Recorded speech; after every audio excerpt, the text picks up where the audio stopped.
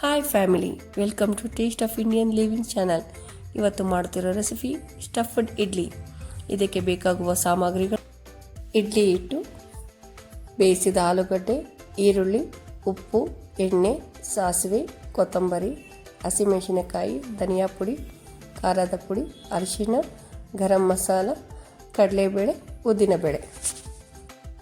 ಮಾಡುವ ವಿಧಾನ: ಫ್ರೈ ಪಾನಿಗೆ ಎಣ್ಣೆ ಹಾಕೋಣ. ನಂತರ ಸಾಸಿವೆ, ಕಡಲೆಬೇಳೆ, ಉದ್ದಿನಬೇಳೆ ಹಾಕಿ ಫ್ರೈ ಮಾಡಬೇಕು. ನಂತರ ಈರುಳ್ಳಿ, ಹಸಿಮೆಣಸಿನಕಾಯಿ ಹಾಕಿ ಚೆನ್ನಾಗಿ ಫ್ರೈ ಮಾಡಿ.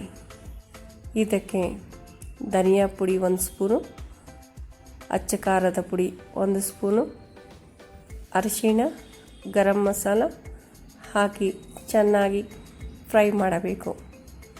ನಂತರ ಬೇಯಿಸಿ ಸ್ಮ್ಯಾಶ್ ಮಾಡಿದಂತಹ ಆಲೂಗಡ್ಡೆಯನ್ನು ಹಾಕಿ ಒಮ್ಮೆ ಚೆನ್ನಾಗಿ ಮಿಕ್ಸ್ ಮಾಡಬೇಕು.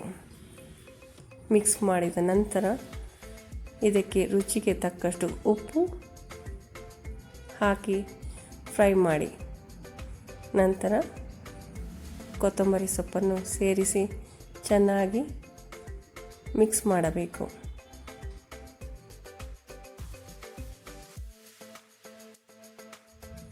ಈಗ ಪಲ್ಯ ರೆಡಿಯಾಗಿದೆ. ಇದನ್ನು ಒಂದು ಪ್ಲೇಟಿಗೆ ಹಾಕೋಣ.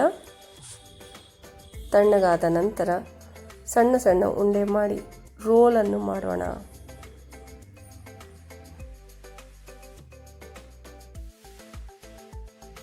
ನಂತರ ಸ್ಟವ್ ಮೇಲೆ ಇಡ್ಲಿ ಪಾತ್ರೆ ಇಡೋಣ.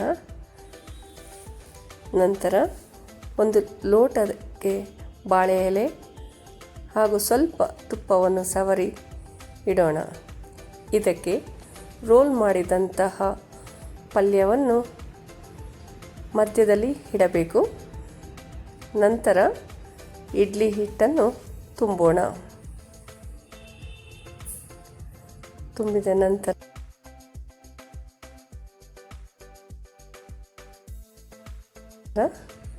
ಇಡ್ಲಿ ಪಾತ್ರೆಯಲ್ಲಿ ಇಡಬೇಕು. 2 ನಿಮಿಷ ಬೇಯಲು ಬಿಡೋಣ. ಈಗ ಇಡ್ಲಿ ಬೆಂದಿದೆ. ಸ್ಟಫ್ಡ್ ಇಡ್ಲಿ ರೆಡಿಯಾಗಿದೆ. ಒಮ್ಮೆ ನೀವು ಮನೆಯಲ್ಲಿ ಟ್ರೈ ಮಾಡಿ ಹೇಗಿದೆ ಅಂತ ಕಮೆಂಟ್ ಮಾಡಿ, ಲೈಕ್ ಮಾಡಿ, ಸಬ್ಸ್ಕ್ರೈಬ್ ಮಾಡಿ, ಶೇರ್ ಮಾಡೋದನ್ನ ಮರಿಬೇಡಿ. Thank you for watching.